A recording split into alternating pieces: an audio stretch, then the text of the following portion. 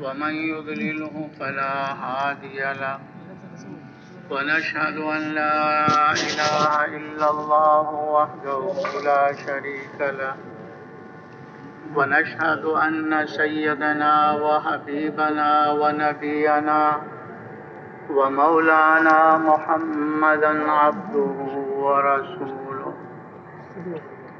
اللهم لك الحمد كما أنت أهله وصل على محمد كما أنت أهله وافعل بنا ما أنت أهله فإنك أنت أهل التقوى وأهل المغفرة يا رب صل وسلم دائما أبدا على حبيبك خير الخلق كلهم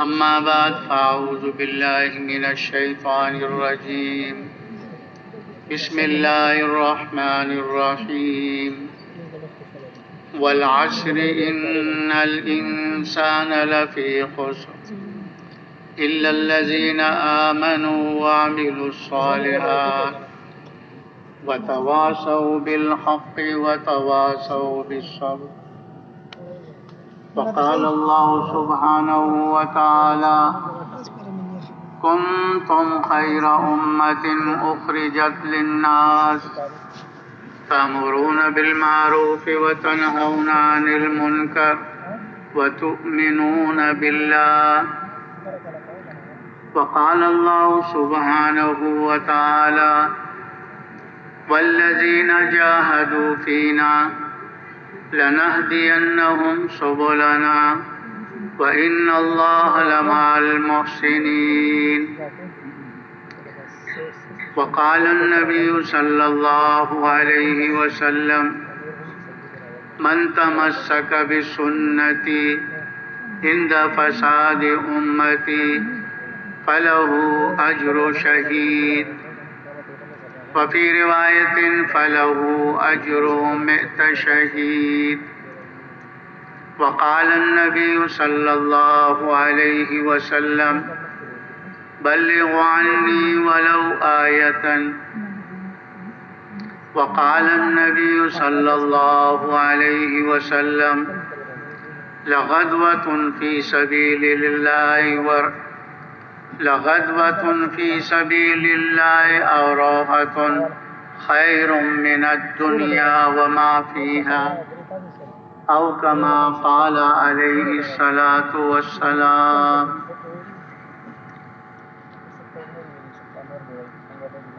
اللہ تعالیٰ نے انسانوں اور جنات کی دنیا اور آخرت کی کامیابی اپنے دین میں رکھی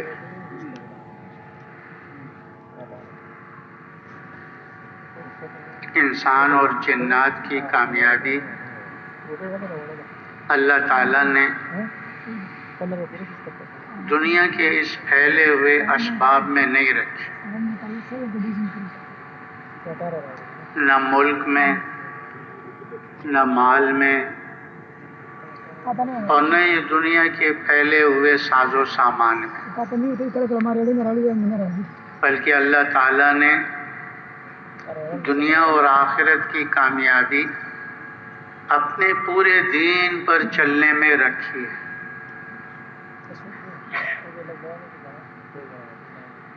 ہر زمانے میں جو انسان کامیاب ہوئے ہیں وہ دین اسلام کی برکت سے ہی کامیاب ہوئے،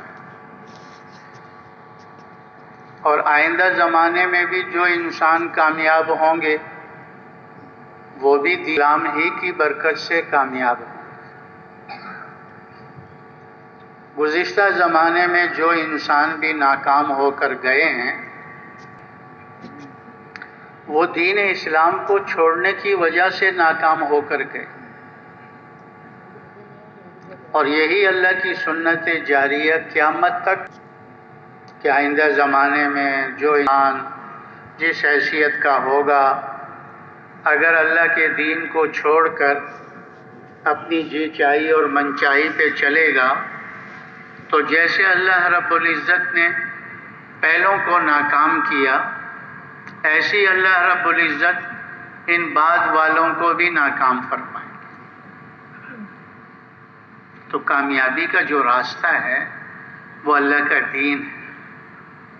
دین کے بغیر اگر انسان کو نظر آ رہا ہے وہ انسان کی آنکھ کا دھوکہ ہے،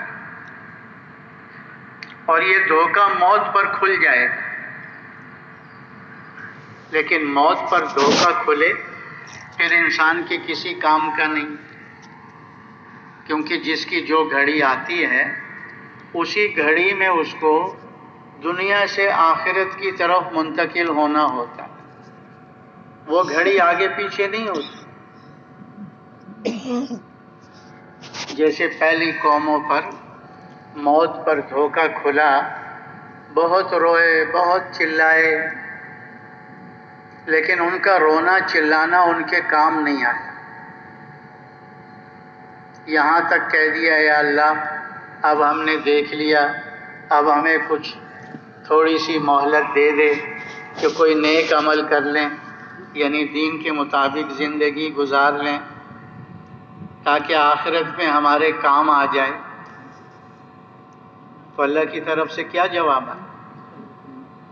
40 سال دیے، 50 سال دیے، 60 سال دیے، 70 سال دیے، اس میں تم نے کچھ نہیں کیا تو یہ گھڑی 2 گھڑی میں تم کیا کر لو گے؟ تو موت پر انسان پر دھوکہ کھلے پھر اس کے کسی کام کا نہیں۔ ہاں، موت سے پہلے پہلے اس دھوکے سے نکل جائے کہ کامیابی ملک میں نہیں ہے، مال میں نہیں ہے، اور یہ دنیا کے پھیلے ہوئے ساز و سامان میں نہیں ہے۔ کامیابی اللہ کے احکامات کو پیارے نبی صلی اللہ علیہ وسلم کے طریقے سے پورا کرنے میں ہے۔ تو پھر یہ انسان اپنی اصلاح کر لیتا ہے، اپنے معاملے کو اللہ سے درست کر لیتا ہے،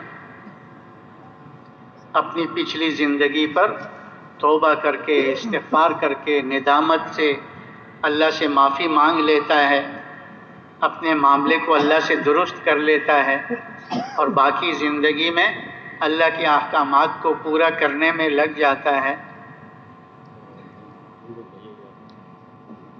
کہ آخرت کی زندگی آنے والی ہے، اب یہ آخرت کی زندگی میری بن جائے۔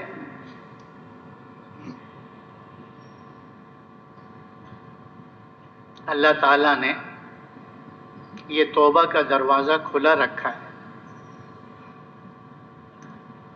اور یہ موت تک کھلا ہے۔ موت پر یہ توبہ کا دروازہ بھی بند ہو جاتا ہے۔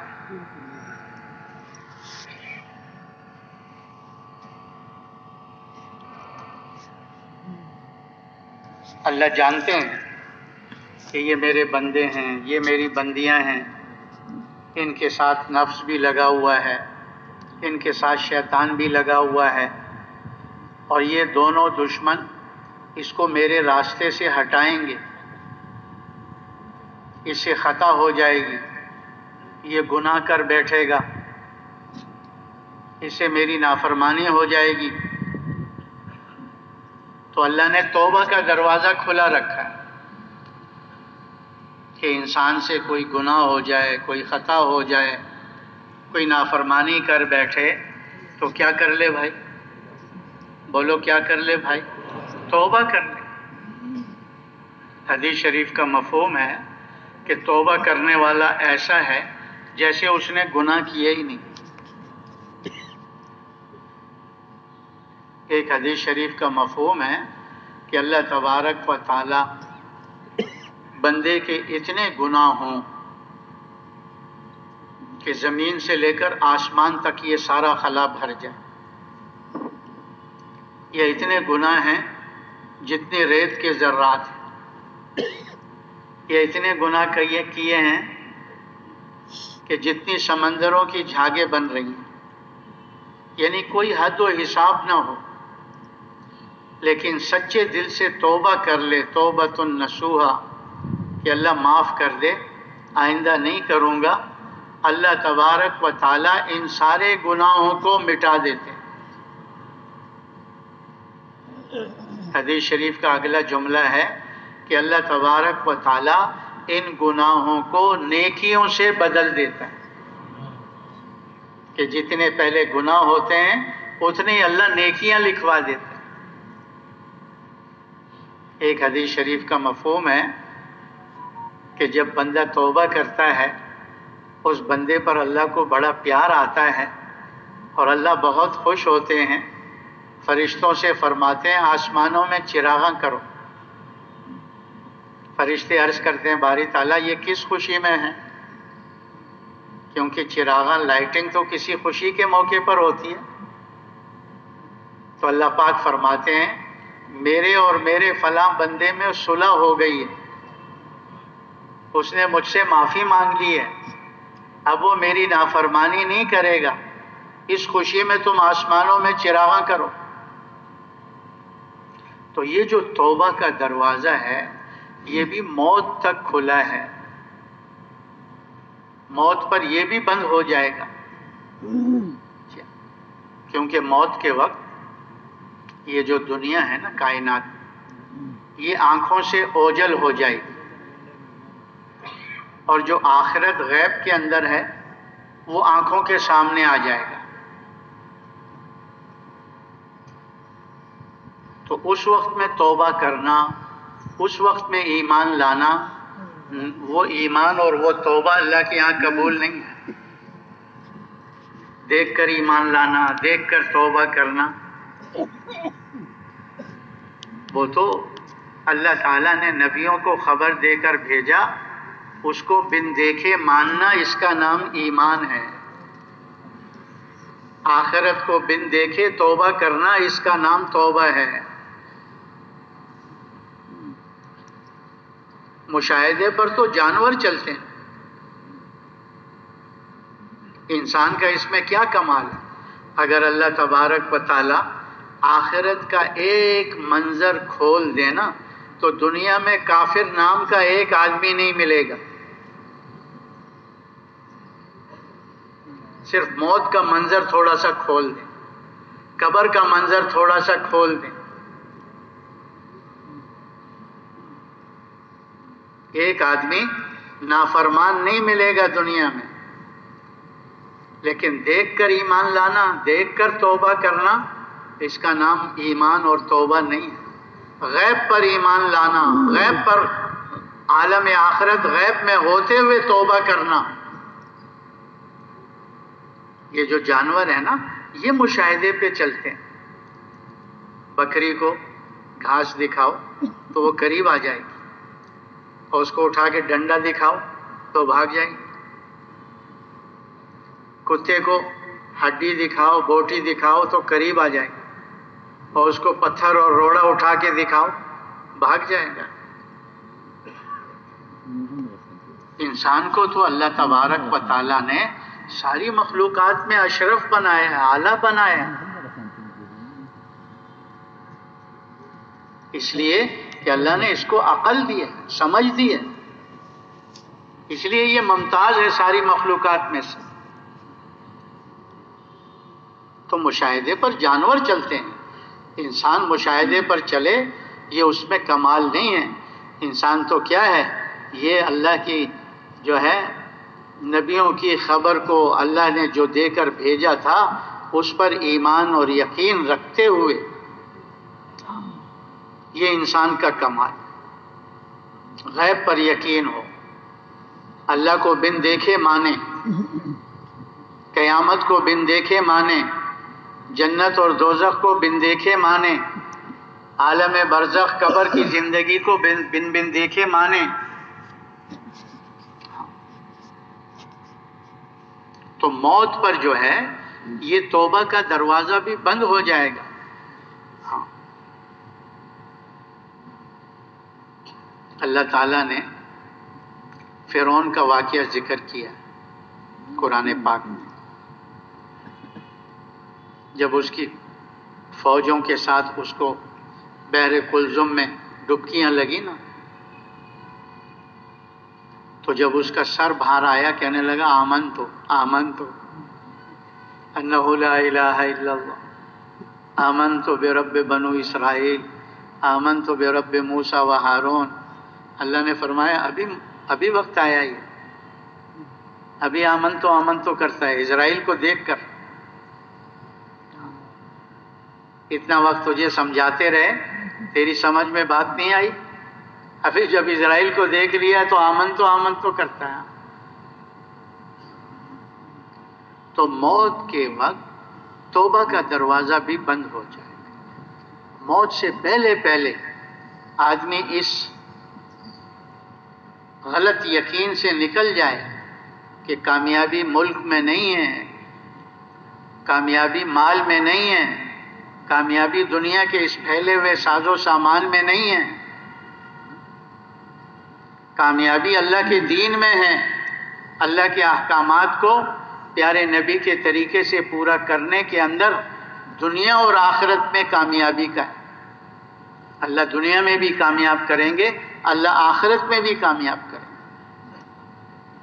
اسی لیے تو اللہ تبارک و تعالیٰ نے اس امت کے سامنے ملک والوں کے واقعات ذکر فرمائے، مال والوں کے واقعات کو ذکر فرمائے، یہ دنیا کے پھیلے ہوئے نقشے جن کے ہاتھ میں تھے ان کے واقعات کو ذکر فرمائے، تجارت کا نقشہ، زراعت کا نقشہ اور اکثریت کا نقشہ، طاقت کا نقشہ، یہ نقشے ان کے ہاتھ میں تھے ان قوموں کے۔ اور اللہ نے ان قوموں کے واقعات کو ذکر فرما کر جگہ جگہ اس امت کے سامنے فرمایا فَاعْتَبِرُوا يَا أُولِي الْأَبْصَارِ فَاعْتَبِرُوا يَا أُولِي الْأَلْبَابِ۔ ان واقعات کو سن کر، ان واقعات کو دیکھ کر عبرت حاصل کرو، آنکھوں والو، عقل والو، ان واقعات کو دیکھ کر سن کر عبرت حاصل کرو۔ یہ تو اللہ تبارک و تعالیٰ نے ایک سیمپل کے طور پر بیان فرمایا ہے، ورنہ اللہ تبارک و تعالیٰ کا یہ قانون قیامت تک کے لیے ہے، ہر زمانے میں بھی ایسے ہی ہوتا رہا، آئندہ بھی ایسے ہی ہوتا رہے گا۔ یہ نہیں کہ نمرود ناکام ہو گیا، جو نمرود کے راستے میں بعد میں چلے تھے وہ بھی ناکام ہوئے، جو بعد میں چلیں گے وہ بھی ناکام ہوں گے۔ فرعون کا تو اللہ نے ایک نمونہ دکھایا، جو فرعون کے راستے پر چلے گا، جیسے فرعون ناکام ہوا، ایسے یہ بعد والے بھی جو اپنا دعویٰ کرتے ہیں ہم فلاں ملک کے صدر ہیں، ہم فلاں ملک کے وزیر اعظم ہیں اور بادشاہ ہیں، اللہ نے یہ نمونے دکھائے ہیں، اپنا ضابطہ بتایا ہے۔ ہر زمانے میں اللہ ایسے ہی کرتے رہے ہیں اور کرتے رہیں گے قیامت تک۔ کیا اگر تجارت کا شعبہ رہا اور قوم شعیب کی طرح وہ چلتے رہے، جیسے قوم شعیب ناکام ہو گئی، یہ بعد کے تاجر بھی ناکام ہوں گے۔ قوم سبا زراعت والے، اللہ نے نمونہ بتایا کہ جیسے وہ جو اس کے پیچھے قیامت تک چلے گا وہ بھی اسی طرح ناکام ہوگا جیسے قوم سبا ناکام ہو۔ طاقت والے جو قوم عاد، بڑی طاقت والی قوم، نعرہ تھا من اشد منا قوہ، اللہ نے نبی بھیجا کہ جاؤ سمجھاؤ عقل کے اندھوں کو، تو قوم عاد ناکام ہوئی۔ یہ اللہ نے بتا دیا کہ اس طرح جو بھی اس کے پیچھے چلے گا ناکام ہوگا۔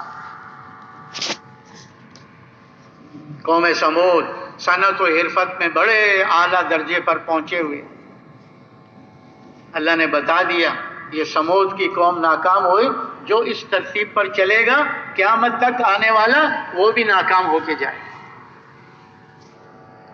تو کامیابی کا جو راستہ ہے وہ اللہ کا دین کے علاوہ نہ کسی کو کامیابی ملی ہے اور نہ آئندہ کسی کو ملے۔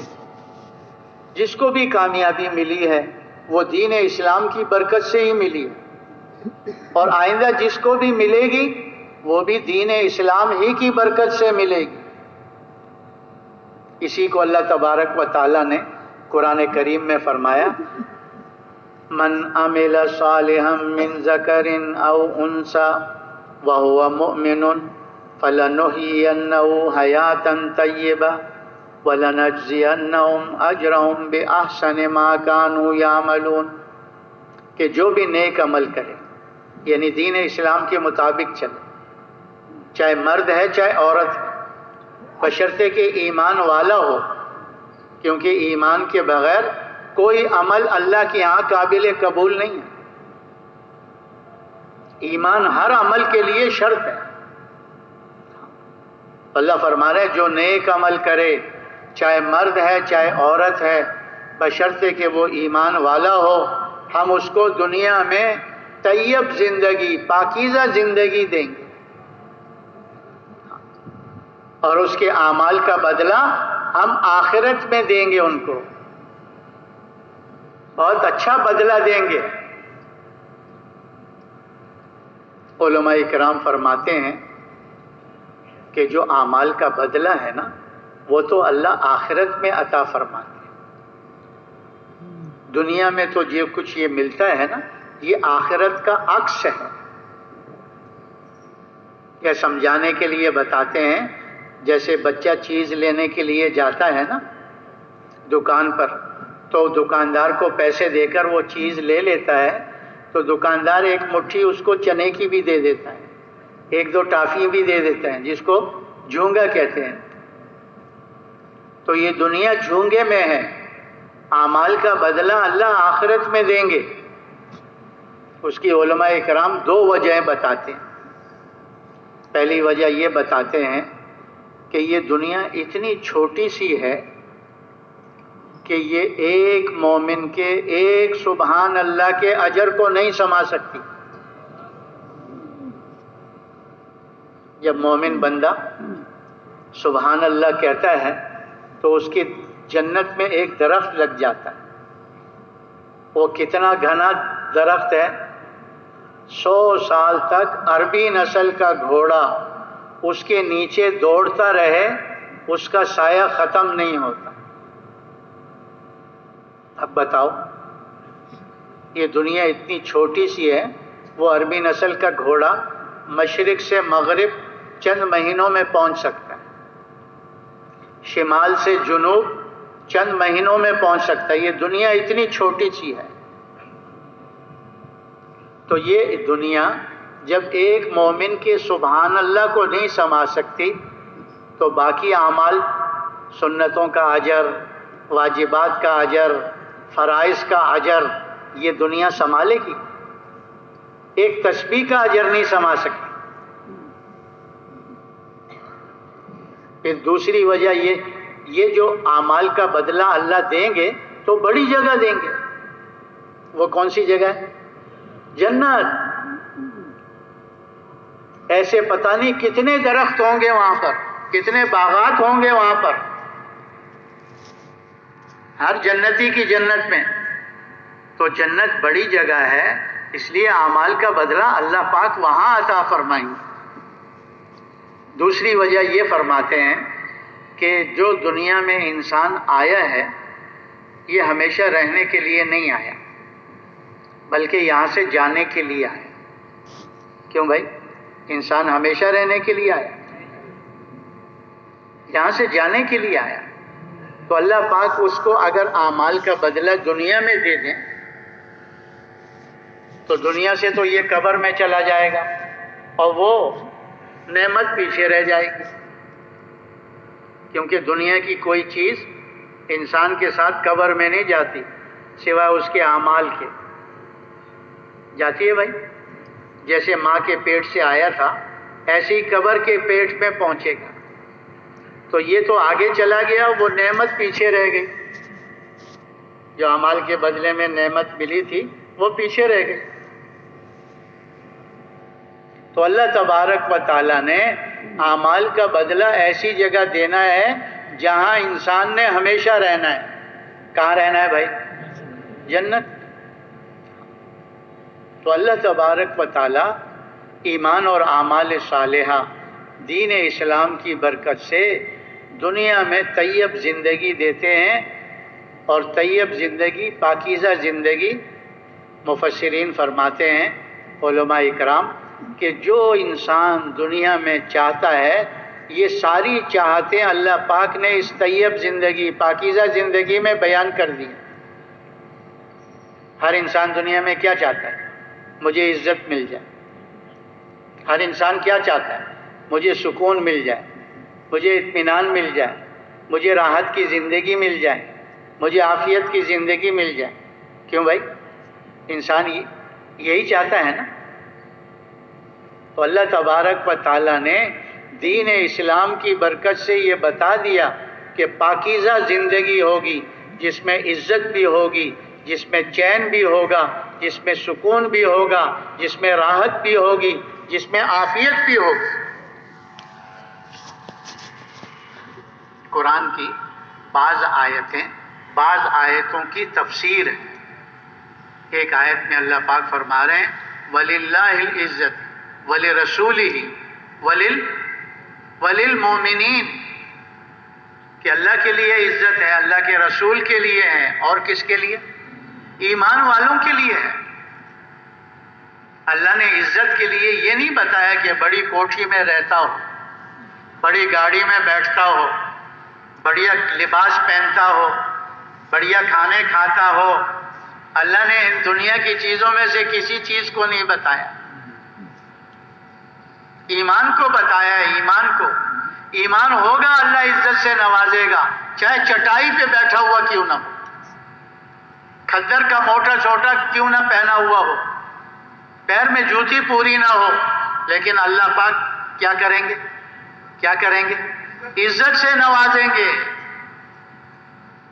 یہ تو انسان کو دھوکہ لگا ہوا ہے۔ ہاں، عزت سے نوازیں۔ یہ انسان کو، یہ جو لوگوں کو دیکھتے ہیں نا سلوٹ مار رہے ہیں، یہ جو گزرتے ہیں نا، وہ سپاہی کھڑپ کر کے ہاتھ لگاتے ہوں، اور اس کے جانے کے بعد کہتے ہیں فلاں چلا گیا، ماں بہن کی گالیاں بھی دے دیتے ہیں۔ اس کو عزت نہیں کہتے، اس کو کیا نہیں کہتے بھائی؟ عزت نہیں کہتے۔ عزت تو اللہ پاک محبت دل میں ڈالتے ہیں، اس دل کے محبت سے آدمی قدر کرتا ہے، عزت کرتا ہے۔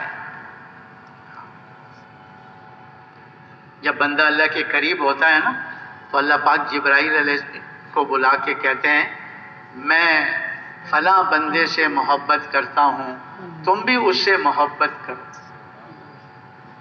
جبرائیل علیہ السلام آسمانوں کے فرشتوں میں جا کے کہتے ہیں اللہ پاک اس بندے سے محبت کرتا ہے، اور میں جبرائیل بھی اس سے محبت کرتا ہوں، اے آسمان کے فرشتوں تم بھی اس سے محبت کرو۔ کہتے وہ فرشتے جو اللہ کے تکوینی امور پر مامور ہیں، وہ زمین پر آتے رہتے ہیں، ان کا آنا جانا ہوتا ہے، کوئی بارش کے ساتھ آ رہا ہے، کوئی روزی پہنچانے کے لیے آ رہا ہے، کوئی کسی ہوا پہنچانے کے لیے آ رہا ہے۔ اللہ نے تکوینی امور فرشتوں کے ذمے لگائے، تو جب وہ آتے ہیں تو انسان اس زمین کے اندر اللہ پاک ان لوگوں کے دلوں میں ان کی محبت ڈال دیتا ہے کہ لوگ بھی اس سے محبت کرتے ہیں۔ اور صرف لوگ نہیں بلکہ جانور بھی، حیوان بھی، درندے بھی ان سے محبت کرتے ہیں، سانپ بچھو بھی ان سے محبت کرتے ہیں جو انسان کے دشمن ہیں۔ تو اللہ تبارک و تعالیٰ عزت دیتے ہیں ایمان کی برکت سے۔ دوسری آیت میں فرماتے ہیں ایمان والوں کے دلوں کو سکون اللہ کی یاد سے ملتا ہے، اللہ کے ذکر سے ملتا ہے۔ فرمایا غور سے سن لو، دلوں کو سکون اللہ کی یاد سے ملتا ہے۔ الا بذکر اللہ تطمئن القلوب، غور سے سنو، دلوں کا اطمینان اور سکون اللہ کی یاد میں ہے۔ جی علماء اکرام فرماتے ہیں یہاں جو ذکر سے مراد ہے نا، صرف تسبیح نہیں ہے بلکہ حال کے امر کو پورا کرنا ہے، کہ جس وقت میں اللہ کا جو امر متوجہ ہو اس کو پیارے نبی کے طریقے سے پورا کرنا، یہ اس وقت کا ذکر ہے۔ جی ہاں، موسیٰ علیہ السلام سے اللہ پاک فرما رہے ہیں نماز کو قائم کرو میری یاد کے لیے، میرے ذکر کے لیے۔ روزہ کیا ہے؟ اللہ کی یاد ہے۔ زکوٰۃ کیا ہے؟ اللہ کی یاد ہے۔ حج کیا ہے؟ اللہ کی یاد ہے۔ ماں باپ کی خدمت کیا ہے؟ اللہ کی یاد ہے۔ غریبوں، مسکینوں، یتیموں، بیواؤں کی خبر گیری کرنا، یہ اللہ کی یاد ہے۔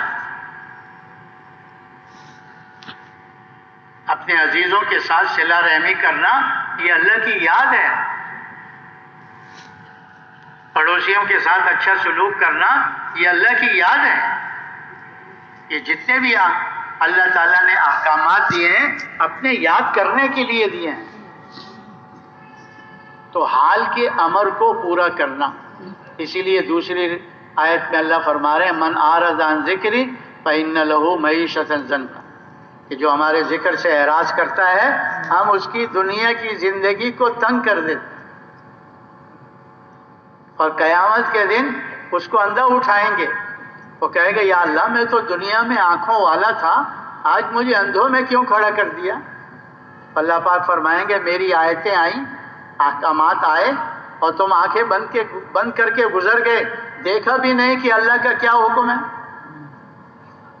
تو تم دنیا میں اندھے بن کر چل رہے تھے، اس لیے آج تم کو اندھوں میں کھڑا کر دیا۔ تو حال کے امر کو پورا کرنا، جی ہاں، اسی میں اللہ پاک نے دنیا اور آخرت کی کامیابی بتائی ہے۔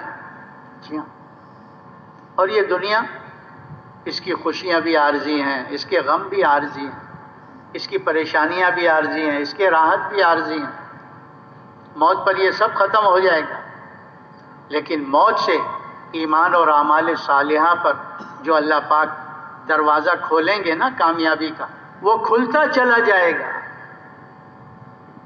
کہتے ہیں فرشتے آئیں گے موت کے وقت اس روح کو نکالنے کے لیے، اور پھولوں کے گلدستے ان کے ہاتھوں میں ہوں گے، اور اس انسان کو جنت کی ایک ایک نعمت کی خوشخبری دے رہے ہوں گے، اور یہ روح بدن میں پھڑکے گی کہ جلدی سے نکلوں، اور بڑے آرام سے اسرائیل علیہ السلام روح کو لے کر جمع کر کے اور اللہ کی بارگاہ میں لے جانے کے لیے آسمانوں پر چلیں گے۔ اس روح کا آسمانوں میں استقبال ہوگا، اللہ کی طرف سے اعزاز ہوگا کہ اس کو اعلیٰ علیین جنتیوں کی روحوں کے ساتھ رکھ دو۔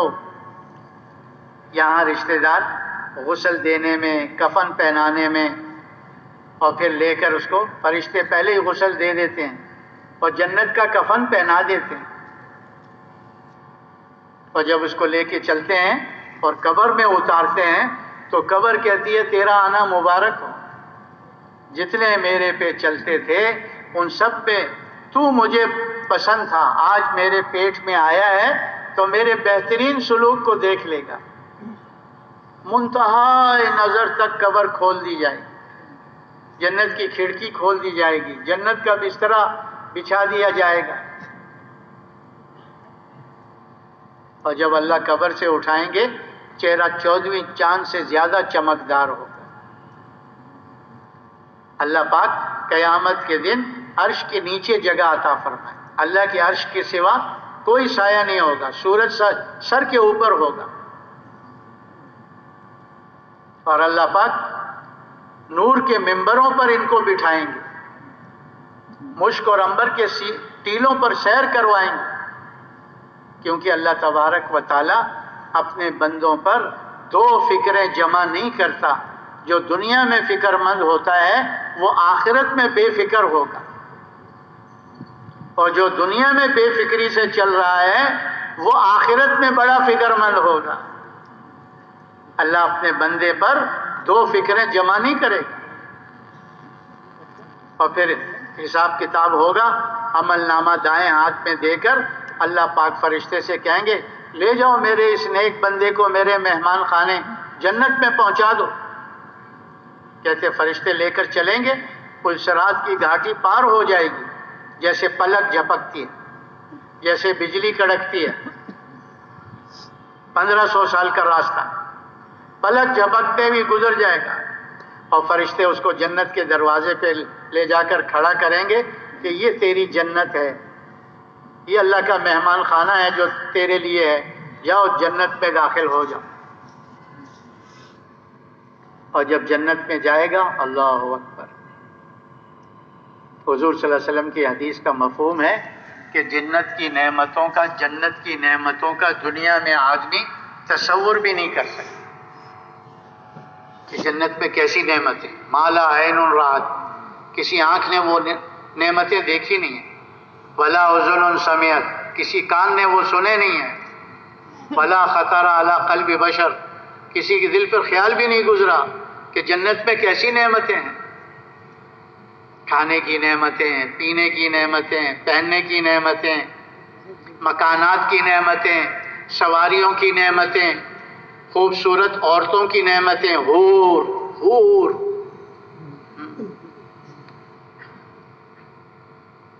جب سارے جنتی جنت میں پہنچ جائیں گے نا تو اعلان ہو جائے گا، ہمیشہ کی زندگی ہے، کبھی موت نہیں آئی، ہمیشہ کی جوانی ہے، کبھی بڑھاپا نہیں آئے گا، ہمیشہ کی صحت ہے، کبھی بیماری نہیں آئے گی، اور جو لذت پہنچانے کے لیے نعمتیں دی جا رہی ہیں یہ تمہارے استعمال کرنے سے نہ کم ہوں گی نہ ختم ہوں گی۔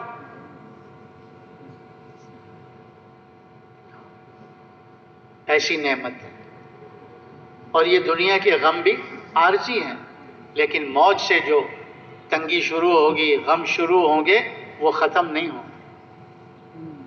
اسرائیل آئیں گے فرشتوں کے ساتھ، تڑپا تڑپا کے روح کو نکالا جائے گا، آسمانوں میں لے جائیں گے تو وہیں سے پھینک دیا جائے گا اس روح کو جہنمیوں کی روح کی طرف۔ یہاں رشتہ دار غسل اور کفن دیں گے، پہلے اس کو جہنم کا کفن فرشتے پہنا دیں گے، اور جب قبر میں اتاریں گے تو قبر کہے گا، بدبخت کیوں آ گیا تو میرے پاس؟ جتنے لوگ مجھ پہ چلتے تھے ان سب میں تو مجھے ناپسند تھا، آج دیکھ لے گا میں تیرے ساتھ کیا حشر و نشر کرتی ہوں۔ کہتے قبر اتنی تنگ ہو جائے گی کہ یہ پسلیاں ایک دوسرے میں یوں گھس جائیں گی، 99 اژدہا مسلط ہو جائیں گے۔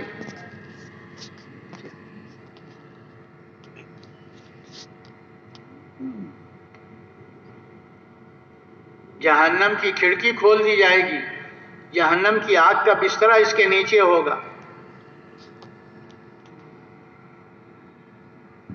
اور جب اللہ قبر سے اٹھائیں گے تو سیاہ چہرہ ہوگا، ہائے افسوس، ہائے شرمندگی کے نعرے لگا رہا ہوگا، اور اللہ سورج کے نیچے قیامت کے دن کھڑا کر دے گا، اور یہ اپنے گناہوں پر روئے گا، اور کتنا روئے گا؟ سمندروں برابر۔ ہاں، لیکن وہ رونا اس کے کام نہیں آئے گا۔ دنیا میں اگر انسان اللہ کے خوف سے 2 آنسو کے قطرے بہا لے، اس جہنم کو بجھانے کے لیے، اس جہنم کی آگ کو بجھانے کے لیے کافی ہے۔ قیامت کے دن سمندروں برابر روئے گا، لیکن وہ رونا اس کے کام نہیں آئے گا۔ حساب کتاب میں سختی ہوگی، اور پھر بائیں ہاتھ کو سینہ چیر کر پیٹھ کے پیچھے سے کھینچ کر نکالا جائے گا، اور اس کی کتاب کو اس کے اوپر لاد دیا جائے گا، عمل نامے کو، اور اللہ فرشتے سے فرمائیں گے، کھینچو اس بدبخت کو، پھینک دو میرے جیل خانے جہنم کے اندر۔ فرشتے منہ کے بل گھسیٹتے ہوئے پل صراط پر کھینچیں گے، ٹکڑے ٹکڑے ہو کر جہنم کی وادی میں پہنچ جائیں۔ جہنم کی وادی، جہنم کیا ہے؟ جیسے جنت اللہ کا مہمان خانہ ہے، ایسی جہنم اللہ کا جیل خانہ ہے۔ جیسے جنت کے آدمی دنیا میں نعمتوں کا تصور نہیں کر سکتا، ایسے ہی جہنم کی تکلیفوں کا بھی دنیا میں تصور نہیں کر سکتا، کہ وہاں کی قلت ہے، کتنی بڑی تکلیف ہے، کتنے سخت عذاب ہیں، کتنا بڑا غم ہوگا. ہاں، دنیا میں آدمی اس کا تصور نہیں کر سکتا. یہ جو دنیا کی آگ سے جہنم کی آگ 70 درجے تیز ہوگی. کہتے ہیں ایک جہنمی کو جہنم کی آگ سے نکال کر دنیا کی آگ میں ڈال دیا جائے تو اس کو نیند آ جائے گی. کوئی ایک انگارہ اپنے ہاتھ پہ رکھ سکتا، ایک چنگاری نہیں برداشت کر سکتا. جہنمی اس دنیا کی آگ میں سو جائے گا.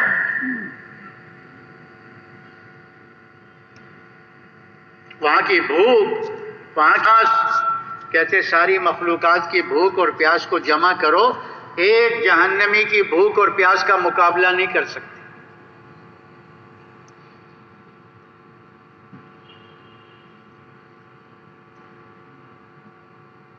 اسی کو اللہ تبارک و تعالیٰ نے فرمایا وَمَنْ زُحْزِحَ عَنِ النَّارِ وَأُدْخِلَ الْجَنَّةَ فَقَدْ فَازَ، کہ قیامت کے دن جو جہنم سے بچا لیا گیا اور جنت میں داخل کر دیا گیا، پس تحقیق یہ انسان کامیاب ہو گیا. آج تو کامیابی کے نعرے لگ رہے ہیں نا، میں کامیاب، میں کامیاب، میں کامیاب. وہ تو پتہ چلے گا، ہاں کل پتہ چلے گا کون کامیاب. یہ تو کل پتہ چلے گا کہ گھوڑے پر سوار تھے یا گدھے پر سوار تھے. تو کامیابی کا جو راستہ ہے وہ اللہ کا دین ہے. دین کے بغیر نہ کسی کو کامیابی ملی ہے نہ آئندہ ملے گی. جس کو بھی کامیابی ملی ہے دین کی برکت سے ملی، اور آئندہ جس کو بھی ملے گی اس کو دین کی برکت سے ہی ملے گی. اب یہ جو دین ہے نا، یہ انسانوں کی زندگی میں محنت سے آتا ہے.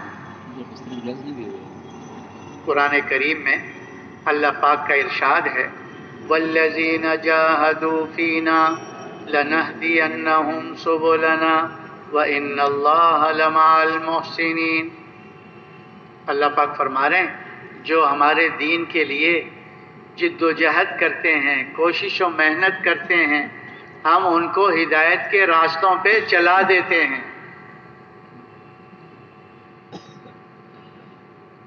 یعنی دین پر چلنے کے لیے ہدایت کے نور کی ضرورت ہے.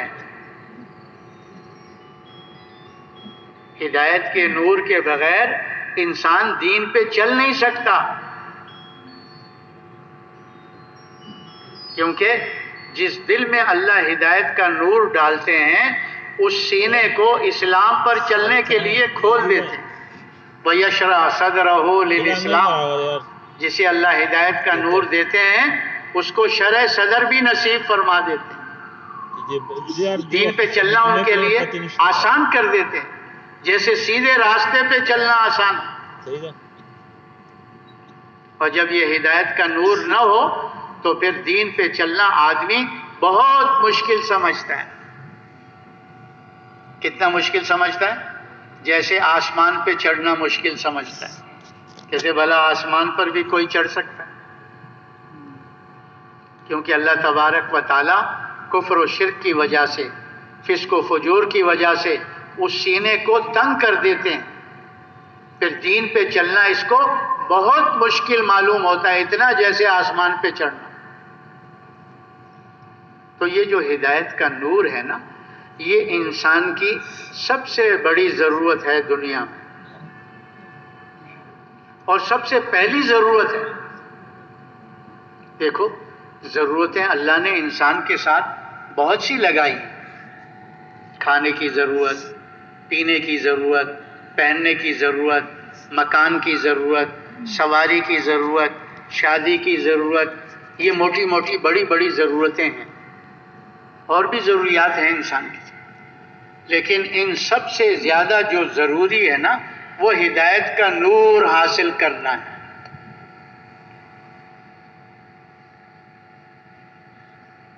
کس کا نور حاصل کرنا؟ ہدایت کا نور حاصل کرنا. اس لیے کہ آدمی باقی ضرورتیں اگر پوری نہیں ہوئی زیادہ سے زیادہ مر جائے گا. بھوک پیاس سے مر گیا، سردی گرمی سے مر گیا، کپڑے نہیں تھے، مکان نہیں تھا، سردی گرمی لگ گئی، مر گیا، لیکن اس وجہ سے وہ جہنم میں نہیں جائے گا۔ لیکن اگر ہدایت کے بغیر مر گیا تو سیدھا کدھر جائے گا؟ بولو کدھر جائے گا؟ سیدھا جہنم میں جائے گا۔ تو ہدایت انسان کی اس دنیا میں سب سے بڑی اور سب سے پہلی ضرورت ہے۔ اسی لیے اللہ تبارک و تعالیٰ نے اس کا مانگنا فرض اور واجب قرار دیا ہے۔ ویسے تو ہر چیز مانگنے کی ترغیب ہے کہ اللہ سے مانگو، چھوٹی سی چھوٹی چیز بھی اللہ سے مانگو، بڑی سے بڑی چیز بھی اللہ سے مانگو۔ اللہ مانگنے کو پسند فرماتے ہیں، جو نہیں مانگتا اللہ اس سے ناراض ہوتے ہیں۔ حضور صلی اللہ علیہ وسلم نے فرمایا اگر تمہارے جوتے کا تسمہ بھی ٹوٹ جائے تو وہ بھی کس سے مانگو؟ اللہ سے مانگو۔ لیکن ہدایت کا مانگنا فرض اور واجب قرار دیا گیا ہے کہ یہ انسان کی اتنی بڑی ضرورت ہے کہ اس کے بغیر انسان کا کوئی چارہ کار نہیں ہے، اس کے بغیر انسان کا گزارا نہیں ہے۔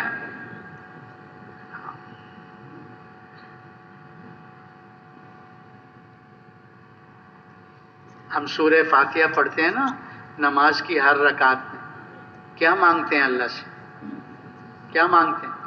اہدنا الصراط المستقیم، کہ اللہ ہمیں سیدھے راستے پر چلا دے، ہدایت والے سیدھے راستے پہ چلا دے۔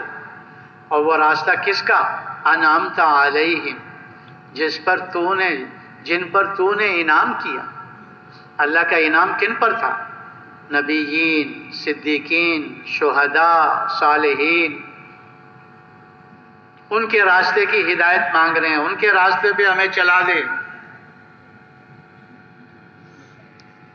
اور اللہ تبارک و تعالیٰ کی سنت یہ ہے کہ اللہ بغیر طلب کے ہدایت نہیں دیتے۔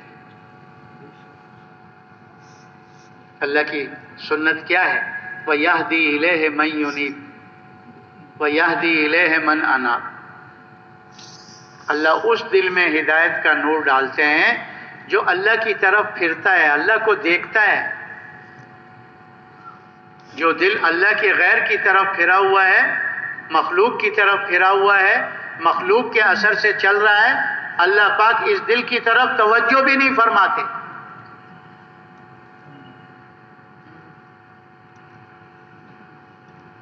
تو اللہ تبارک و تعالیٰ نے اس انابت اللہ پیدا کرنے کے لیے، اس ہدایت کے لیے نبیوں اور رسولوں کو دنیا میں بھیجا۔ اللہ تعالیٰ نے ہدایت کو نبیوں کی دعوت والی محنت کے ساتھ جوڑا ہے۔ حضور صلی اللہ علیہ وسلم کی دعوت والی محنت کے ساتھ جوڑا ہے۔ جب قومیں گمراہ ہو جاتی، ہدایت کے راستے کو چھوڑ کر ضلالت اور گمراہی کے راستے پہ پڑ جاتے تو اللہ نبیوں کو بھیجتے تھے، کیونکہ اللہ تبارک و تعالیٰ نہیں چاہتے کہ میرے بندے ناکام ہو جائیں۔ اللہ پاک چاہتے ہیں کہ میرے بندے کامیاب ہو جائیں۔ اسی لیے اللہ پاک فرماتے ہیں میں اپنے بندوں پہ ظلم نہیں کرتا، میرے بندے میری نافرمانی کر کے خود اپنے نفسوں پہ ظلم کرتے ہیں۔ میں اپنے بندوں پر ظلم نہیں کرتا۔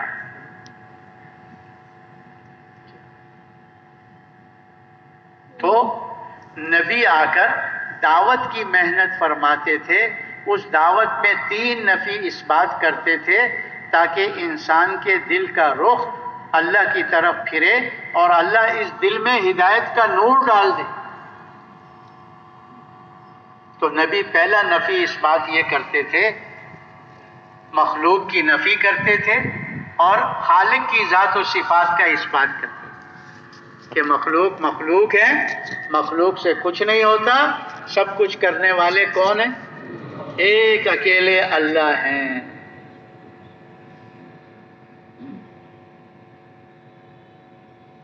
اللہ پاک اپنے کرنے میں کسی مخلوق کے محتاج نہیں ہے.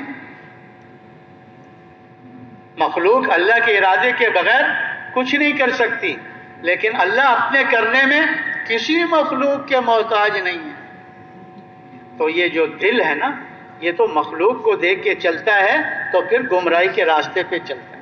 جب یہ دل اللہ کی طرف پھرتا ہے، اللہ اس دل میں ہدایت کا نور ڈالتے ہیں، ہاں، تو دین پہ چلنا اس کے لیے اللہ آسان کر دیتے ہیں. اس کو شرح صدر نصیب فرما دیتے ہیں، ہاں، سینہ اس کا کھول دیتے ہیں. تو نبی پہلی نفی اس بات یہ کرتے تھے، لا الہ الا اللہ. پہلے نبی چونکہ کسی قوم کے لیے آتے تھے نا، وہ کہتے تھے یا قوم اعبدوا اللہ ما لکم من الہ غیر. اے میری قوم، اللہ کی بندگی کرو. کیا مقصد؟ دین کے مطابق چلو، اس لیے کہ کاموں کے بنانے والا کارساز ایک اکیلا اللہ ہے. کاموں کے بنانے والا اللہ کے سوا اور کوئی نہیں ہے. ہمارے اور آپ کے نبی صلی اللہ علیہ وسلم سارے عالم کی طرف نبی بن کر آئے، اس لیے سارے عالم کو خطاب کیا، یا ایھا الناس قولوا لا الہ الا اللہ تفلحوا. اے دنیا بھر کے انسانوں، اے قیامت تک کے آنے والی نسلوں، لا الہ عمل بنا لو، تفلحوا، دونوں جہانوں میں کامیاب ہو جاؤ گے. تو نبیوں کی پہلی نفی اس بات یہ ہے، ہاں، مخلوق سے خالق کی طرف. دوسری نفی اس بات یہ کرتے تھے، دنیا سے آخرت کی طرف، تاکہ انسان کو پتہ چلے کہ دنیا میں کس لیے آیا ہے. دنیا میں رہنے کے لیے نہیں آیا، یہ مسافر ہے، اور یہ دنیا میں آخرت کی تیاری کے لیے آیا ہے. اصل زندگی آخرت کی ہے جو موت کے بعد شروع ہوگی.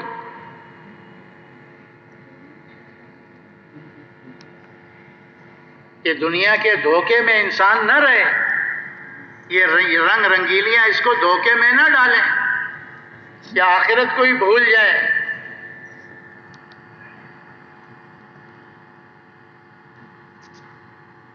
اصل زندگی تو موت کے بعد شروع ہوگی. تو دنیا سے آخرت کی طرف ان کی دعوت ہو. تیسرا کہ چیزوں اور سامان سے زندگی نہیں بنتی، اللہ پاک زندگی بناتے ہیں، اعمال سے بناتے ہیں. ان چیزوں کو جمع کرنے کی بجائے اپنے عمل کو درست کرو. اللہ نے جس کی بھی زندگی بنائی ہے وہ چیزوں سے نہیں بنائی، عمل سے بنائی. یہ تین نفی اس بات کرتے تھے تو تاکہ انسان کے دل کا رخ اللہ کی طرف پھرے اور اللہ اس دل میں ہدایت کا نور ڈالے، اور ہدایت کے نور کے ملنے پر شرح صدر ہو جائے، سینہ کھل جائے، دین پہ چلنا آسان ہو جائے. اور جب وہ دین پر چلتے، اللہ اپنے وعدوں کو پورا فرماتے ہیں، دنیا میں طیب زندگی اور آخرت میں بڑے بڑے انعامات. تو یہ جو نبیوں کا سلسلہ ہے نا، اللہ تعالیٰ نے آدم علیہ نبینا علیہ الصلاۃ والسلام سے چلایا. ہمارے اور آپ کے نبی حضرت محمد صلی اللہ علیہ وسلم تک اللہ نے اس سلسلے کو جاری رکھا. آپ صلی اللہ علیہ وسلم کو اللہ رب العزت نے خاتم النبیین بنا کر بھیجا، رحمت للعالمین بنا کر بھیجا، کافۃ للناس بشیرا و نذیرا بنا کر بھیجا. آپ پر اللہ نے نبوت کے دروازے کو بند فرما دیا. اب آپ کے بعد قیامت تک کوئی نبی اور رسول نہیں آئے گا، لیکن انسانیت تو قیامت تک آتی رہے گی، اور نبی اور رسول کوئی آنے والا نہیں ہے. تو آنے والی نسلوں کی ہدایت کا سامان کون بنے گا؟ کون سیدھے راستے پر ان کو بلائے گا، اس سیدھے راستے پہ چلائے گا؟ نبی اور رسول تو کوئی آنے والا نہیں. تو ہمارے بڑے فرماتے ہیں اللہ تبارک و تعالیٰ نے نبوت کے دروازے کو تو بند فرمایا ہے، لیکن کار نبوت کو اللہ پاک نے بند نہیں فرمایا. کار نبوت قیامت تک جاری و ساری رہے گا. پہلے یہ ذمہ داری اللہ نبیوں کو دے کر بھیجتے تھے، اب یہ ذمہ داری ختم نبوت کی برکت سے اللہ نے امت محمدیہ صلی اللہ علیہ وسلم کے ذمہ لگا دی. اس امت کو اللہ پاک فرما رہے ہیں کنتم خیر امت اخرجت للناس تأمرون بالمعروف وتنہون عن المنکر وتؤمنون باللہ. اے امت محمدیہ، تم بہترین امت، تمہیں ہم نے نکالا ہے لوگوں کی بھلائی کے لیے کہ نیکی کی طرف بلاتے ہو یعنی دین اسلام کی طرف، اور برائی سے منع کرتے ہو یعنی بے دینی سے، کفر و شرک سے، گناہوں سے منع کرتے ہو، روکتے ہو، اور اللہ کی ذات پر ایمان رکھتے ہو کہ اللہ کون ہے، کتنی بڑی ذات ہے، کتنی طاقت والی، کتنی قدرت والی. اس اللہ کو تم پہچانتے ہو، اس کے اوپر ایمان، اس پر ایمان رکھتے ہو. تو اللہ تبارک و تعالیٰ نے اس امت کی شرافت اسی عمل کی وجہ سے جو پہلے اللہ نبیوں کو دے کر بھیجے تھے، اس عمل کی وجہ سے اللہ نے اس کو خیر امت بتایا. اس لیے نہیں کہ نمازیں زیادہ پڑھتی ہے، روزے زیادہ رکھتی ہے، زکاتیں زیادہ دیتی ہے، حج زیادہ کرتی ہے. نہیں، پہلی امتیں ان کی عمریں لمبی لمبی تھیں، اور اس لمبی لمبی عمروں میں بہت سے سخت احکامات ان کو اللہ نے دیے، لیکن یہ نبیوں والا کام اللہ نے ان کے ذمے نہیں لگایا تھا. اس لیے اللہ نے ان کو خیر امت نہیں بتایا، اشرف امت نہیں بتایا، افضل امت نہیں بتایا. اس امت کی عمر بھی تھوڑی سی، اعمال بھی گنے چنے ہیں، اور اللہ فرما رہے ہیں کیا؟ کنتم خیر امت اخرجت للناس، کہ امت محمدیہ تم بہترین امت ہو اس لیے کہ تمہیں لوگوں کی نفع رسانی کے لیے نکالا گیا ہے. وہ نفع رسانی کیا ہے؟ نیکی کی طرف بلاتے ہو، برائی سے منع کرتے ہو، اللہ کی ذات پر ایمان رکھتے ہو. جی دوسری آیت میں اللہ پاک حکم دے کے فرما رہے ہیں، نبی سے کہہ رہے ہیں قل، کہہ دو نبی جی، کہہ دو اپنی امت سے ھذہ سبیلی ادعو الی اللہ، یہ میرا راستہ ہے کہ میں لوگوں کو اللہ کی طرف بلاتا ہوں، علی بصیرۃ، پورے یقین کے ساتھ. انا ومن اتبعنی، یہ اللہ کی طرف بلانا پورے یقین کے ساتھ میرا بھی کام ہے، اور جس نے میرا اتباع کیا ان کا بھی یہی کام ہے. صاحب جلالین نے اپنی تفسیر میں لکھا ہے من اتبعنی اے من آمن، کہ جس نے بھی کلمہ پڑھا ہے لا الہ الا اللہ محمد الرسول اللہ، وہ من اتبعنی میں داخل ہے. چاہے مرد ہے چاہے عورت ہے، چاہے کالا ہے چاہے گورا ہے، چاہے عرب ہے چاہے عجم ہے، جہاں کا بھی رہنے والا ہے. اب اس کی ذمہ داری ہے کہ خود بھی پورے دین پہ چلنا ہے اور اس پورے دین کو پوری دنیا میں پہنچانا. اس لیے ہمارے بڑے فرماتے ہیں دین تو 23 سال میں مکمل ہوا، لیکن دین کی محنت پہلے دن سے ہی حضور نے امت سے شروع کروا دی. ابو بکر رضی اللہ عنہ مردوں میں سے، خدیجہ رضی اللہ عنہ عورتوں میں سے، علی رضی اللہ عنہ بچوں میں سے، زید بن حارثہ رضی اللہ عنہ غلاموں میں سے، ان 4 طبقوں سے وہ معاشرہ آباد تھا. حضور نے پہلے دن سے ہی ان کو اپنے ساتھ اس دعوت کی محنت میں جوڑ دیا، اور ان کو دعوت کی محنت پہ ڈال دیا، اور ان کو بتا دیا انا خاتم النبیین لا نبی بعدی ولا امت بعدکم، کہ میں آخری نبی ہوں، میرے بعد اب کوئی نبی نہیں آئے گا، اور تم آخری امت ہو، تمہارے بعد اب کوئی امت آنے والی نہیں.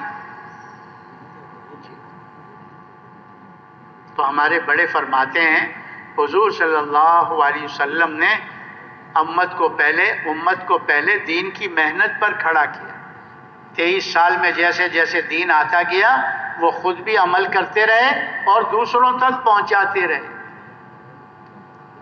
اور جب تک امت حضور کی محنت کو حضور کے طریقے پر کرتی رہی تو خود بھی پورے دین پر تھی اور پورا دین پوری دنیا میں پہنچ رہا تھا۔ حضرت عمر رضی اللہ عنہ کے زمانے میں 22 لاکھ مربع میل تک اسلام پھیل گیا۔ حضرت معاویہ رضی اللہ عنہ کے زمانے تک 70 لاکھ مربع میل تک اسلام پھیل گیا۔ پھر امیہ خلفاء آئے، عمر بن عبدالعزیز رحمۃ اللہ علیہ، پھر عباسیہ خلیفہ آئے، ہارون رشید رحمۃ اللہ علیہ۔ اس وقت تک 3 حصے دنیا اسلام میں داخل ہو چکی تھی، 1/4 کونا یورپ کا، فرانس کی طرف کا رہ گیا تھا بس۔ تو ہمارے بڑے فرماتے ہیں جب امت حضور صلی اللہ علیہ وسلم کی محنت کو حضور صلی اللہ علیہ وسلم کے طریقے سے کر رہی تھی تو دین دنیا میں پھیل رہا تھا، اور حضور صلی اللہ علیہ وسلم کی امت جہنم سے بچ کر جنت کے راستے پہ پڑ رہی تھی۔ اور جب سے امت نے اس محنت کو، اس ذمہ داری کو چھوڑا ہے تو دوسروں تک تو دین پہنچانا دور کی بات ہے، مسلمان دین سے رہ گئے، علاقوں کے علاقے دین سے خالی ہو گئے، شہروں کے شہر، محلوں کے محلے اسلام سے خالی ہو گئے، دین سے خالی ہو گئے۔ اور یہ کیوں ہوا کہ امت نے اپنی ذمہ داری کو چھوڑ دیا، اپنی ذمہ داری کو پورا کرنا چھوڑ دیا، اس لیے دنیا سے دین مٹنا شروع ہو گیا۔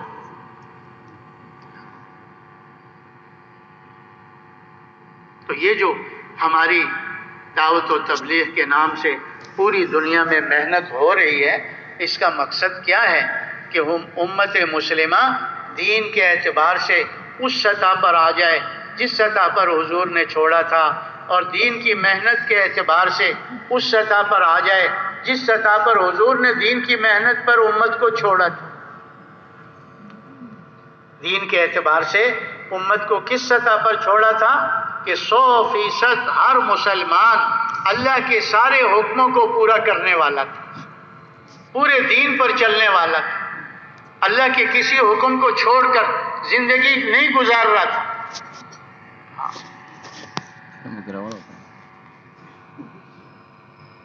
اور دین کی محنت کے اعتبار سے اس سطح پر اللہ نے چھوڑا، حضور صلی اللہ علیہ وسلم نے امت کو چھوڑا تھا کہ ہر امتی اللہ پر جان دینے کے لیے تیار تھا۔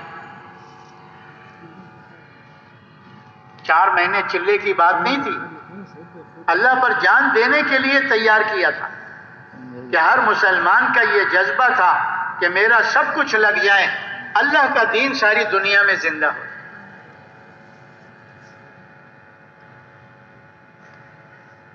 تو ہمارے بڑے فرماتے ہیں ہماری یہ جو محنت ہو رہی ہے ساری دنیا کے اندر، یہ اسی لیے ہو رہی ہے کہ امت مسلمہ پورے دین پر آ جائے اور پورے دین کی محنت پر آ جائے اور اس ترتیب پر آ جائے کہ اپنا سب کچھ اللہ پر، اللہ کے دین پر لگانے کے لیے تیار ہو جائے۔ یہ جو 4 مہینے مانگے جاتے ہیں یہ تو اس کام سے مناسبت جو ٹوٹی ہوئی ہے اور مناسبت کو جوڑنے کے لیے 4 مہینے لگوانے ہیں۔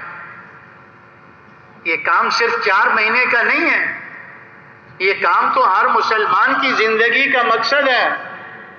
اور ہمارے بڑے فرماتے ہیں اس محنت کو کرتے کرتے مرنا ہے اور مرتے مرتے کرنا ہے۔ اس محنت کو کیا کرنا ہے بھائی؟ کرتے کرتے مرنا ہے اور مرتے مرتے کرنا ہے۔ یہ صرف حضور صلی اللہ علیہ وسلم کی اپنی دل کی چاہت یہی تھی۔ حضور صلی اللہ علیہ وسلم فرما رہے ہیں کہ میں اللہ کے راستے میں جاؤں، شہید کر دیا جاؤں، پھر زندہ کیا جاؤں، پھر شہید کر دیا جاؤں، پھر زندہ کیا جاؤں، پھر شہید کر دیا جاؤں۔ اللہ پر جان قربان کرنے پر چھوڑا، شہادت پر بات کو ختم کیا۔ اور یہی جذبہ ہر صحابی کے دل کا تھا۔ ایک صحابی دشمن کی قید میں آئے، ان کے ایک ساتھی کو کڑائی میں ڈالا تھا تو ان کی آنکھوں میں آنسو آ گئے، تو وہ ڈر گیا ہے ابھی اپنے دین چھوڑ دے گا، بادشاہ نے لالچ دی تھی کہ بیٹی بھی دوں گا، آدھی سلطنت بھی دوں گا، اسلام کو چھوڑ دے۔ اس نے کہا آنکھ بند کروں، اسلام سے نکل جاؤں، پھر آنکھ کھولوں تو اسلام میں اتنی دیر کے لیے بھی اسلام کو چھوڑنے کے لیے تیار نہیں ہوں۔ تو بادشاہ نے کہا پھر رویا کیوں؟ موت کے ڈر سے تو رویا کیوں پھر؟ ان کا موت کے ڈر سے نہیں رویا، میں اس لیے رویا کہ ایک ہی جان ہے، ایک ہی دفعہ کڑائی میں ڈال دو گے معاملہ ختم ہو جائے گا۔ میں اس لیے رویا کہ میرے بدن پر جتنے بال ہیں اتنی میری جانیں ہو جائیں اور تم ایک ایک کر کے اس کڑائی میں ڈالو، میری اتنی جانیں ہوں اور تم ایک ایک کر کے کیا کرو؟ اس کڑائی میں ڈالو اللہ کے لیے۔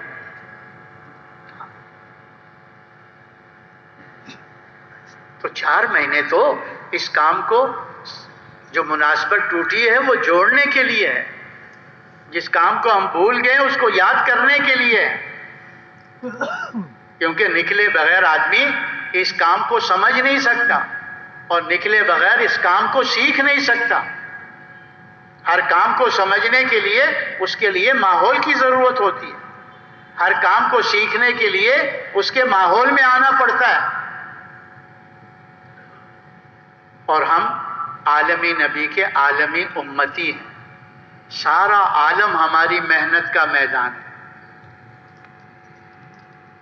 اس لیے ہماری اپنی ذمہ داری ہے کہ ہم نے پورے عالم میں پورے دین کو پہنچانا ہے، ایک ایک انسان تک پہنچنا ہے اور اس کو بتانا ہے کامیابی کا راستہ اللہ کا دین ہے، دین کے علاوہ کامیابی نہیں مل سکتی، اس لیے اللہ کے دین کے مطابق اپنی زندگی گزارو، یہ دین اسلام ہے جس کو ہم تمہارے پاس لے کر آئے۔ تو سارے عالم میں جانا، اس کے لیے بڑے کہتے ہیں سال 7 مہینے کی جماعتیں بنا کر دنیا کے ملکوں میں جائیں گے، وہاں مسلمانوں کو دین پر اور دین کی محنت پر کھڑا کریں گے، اور پھر وہ سارے اس ملک کے لیے اللہ ان کو ہدایت کا ذریعہ بنا دے گا، اس ملک میں اللہ کا